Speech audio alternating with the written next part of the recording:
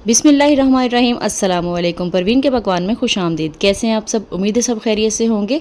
आजकल मार्केट में बहुत ज़्यादा टमाटर आए हुए हैं और बहुत ही फ्रेश रेड कलर के हैं।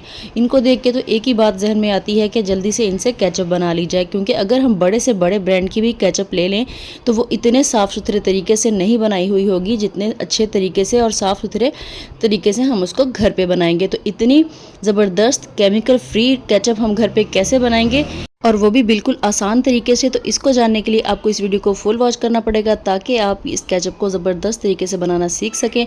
तो जल्दी से रेसिपी को देखें। रेसिपी अच्छी लगे तो लाइक और शेयर ज़रूर कर दीजिएगा, और अगर चैनल पे नए हैं तो चैनल को सब्सक्राइब भी कर लीजिएगा। आप सबका बहुत बहुत शुक्रिया। तो केचप बनाने के लिए सबसे पहले ज़रूरी है कि आपने इस तरह के फ्रेश वाले टमाटर ले लेने हैं, जो कि आजकल मार्केट में बहुत ज़्यादा आए हुए हैं। फ्रेश रेड कलर के लेने हैं आपने। अगर आपके पास इस तरह के टमाटर नहीं हो तो टेंशन नहीं लेनी, उसका जुगाड़ भी मैं आपको बता दूंगी।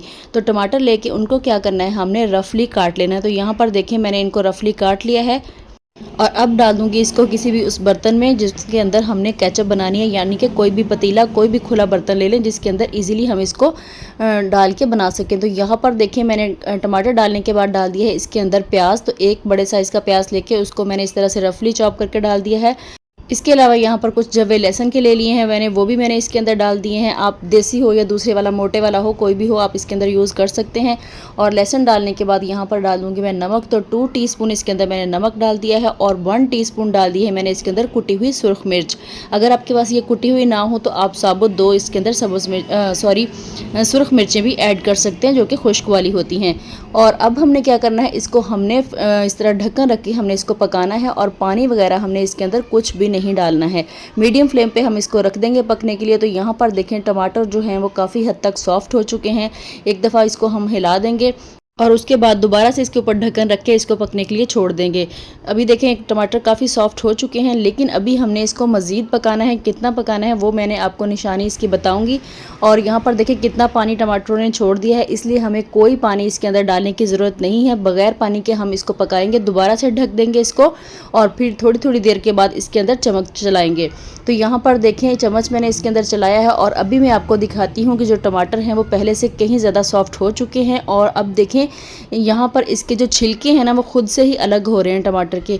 तो इतना आपने इसको पकाना है जब इसके छिलके जो खुद से ही अलग होना शुरू हो जाएं और ये अच्छी तरह से सॉफ्ट हो जाएं। अब क्या करेंगे, इसको उतार लेंगे और उसके बाद हमने इसको ब्लेंड कर लेना है। अगर आपके पास इस तरह का हैंड ब्लेंडर है तो आप इससे कर लें। अगर ये नहीं है तो आप इसको थोड़ा सा ठंडा करने के बाद आप इसको ब्लेंडर जग में डाल के उसमें इसको ब्लेंड कर लें। और मैंने तो इसको गरम गरम ही इसके अंदर कर लिया, क्योंकि मैं इस वाले हैंड ब्लेंडर से कर रही हूँ।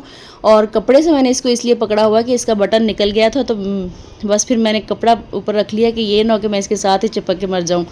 तो इसलिए मैंने इसके ऊपर कपड़ा रखा हुआ है, क्योंकि इसका बटन निकल गया था और मुझे डर लग रहा था कि कहीं इसमें से करंट ना लगे। तो इस तरह से मैंने इसको चॉप कर लिया है, यानी कि मैंने इसको अच्छी तरह से ब्लेंड कर लिया है, इसका पेस्ट बना लिया है।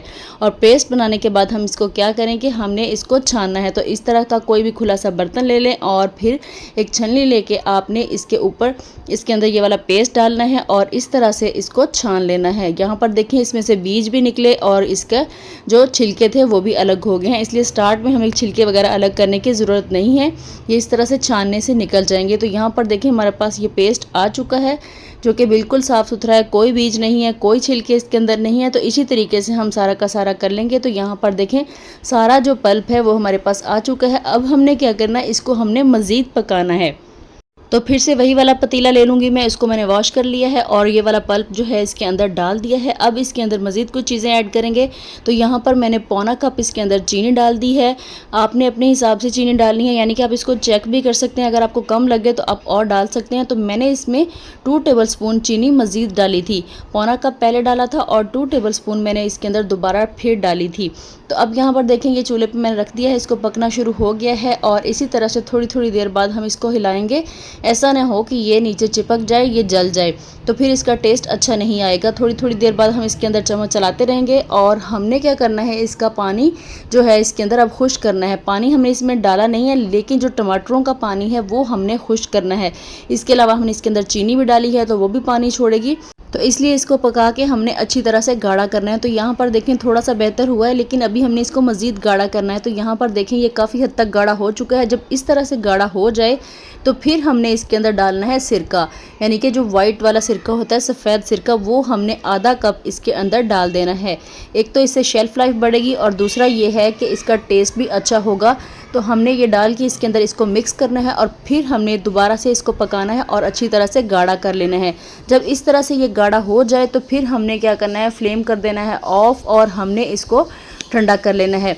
निशानी इसकी ये है कि आपने इसको थोड़ा सा प्लेट में डाल के थोड़ा सा प्लेट को टेढ़ा करेंगे तो जब पानी उसमें से ना निकले, सिर्फ पल्प ही रहे, उस टाइम पे हाँ आपने चूल्हा जो है वो ऑफ़ करना है। उससे पहले आपका फ्लेम ऑफ़ नहीं होना चाहिए। आपने ये चीज़ चेक कर लेनी है। तो जैसे ही आपको लगे कि अब पानी इसमें से बिल्कुल ख़त्म हो चुका है, सारा का सारा पल्प है, और फिर आपने इसका जो है फ्लेम ऑफ़ करना है और इसको ठंडा कर लेना है। तो ठंडा करने के बाद आपने इसको डाल लेना है किसी भी जार में, किसी भी बॉटल में, जो भी आपके पास हो। आपने उसको अच्छी तरह से धो के फिर उसको खुश्क कर लेना है। पानी वगैरह उसके अंदर बिल्कुल भी नहीं होना चाहिए, एक कतरा भी पानी का नहीं होना चाहिए, वरना ये ख़राब हो सकती है। पानी से आपने इसको बचाना है। तो आप 4 से 5 महीने फ्रिज में रख के आराम से इसको यूज़ कर सकते हैं। ये बिल्कुल भी ख़राब नहीं होगी और इसका टेस्ट भी ख़राब नहीं होगा, यानी कि और इसका टेस्ट जो है वो बाज़ार वाली केचप से कहीं ज़्यादा अच्छा होगा। अब अच्छे से अच्छे ब्रांड की भी लें केचप, तो वो इतनी अच्छी, इतने साफ़ सुथरे तरीके से नहीं बनी हुई होगी जिस तरह से आप इसको घर पे तैयार कर सकते हैं, और वो भी बहुत ही कम खर्चे में।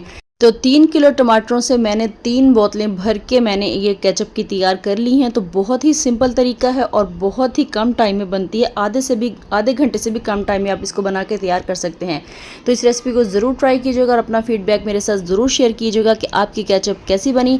अब जल्दी से इस वीडियो को लाइक करें, शेयर करें, और अगर चैनल पर नए हैं तो चैनल को सब्सक्राइब भी कर लें। इसके अलावा बेल आइकन को ज़रूर प्रेस किया करें ताकि मेरी आने वाली तमाम वीडियोज़ आप तक पहुँचती रहें।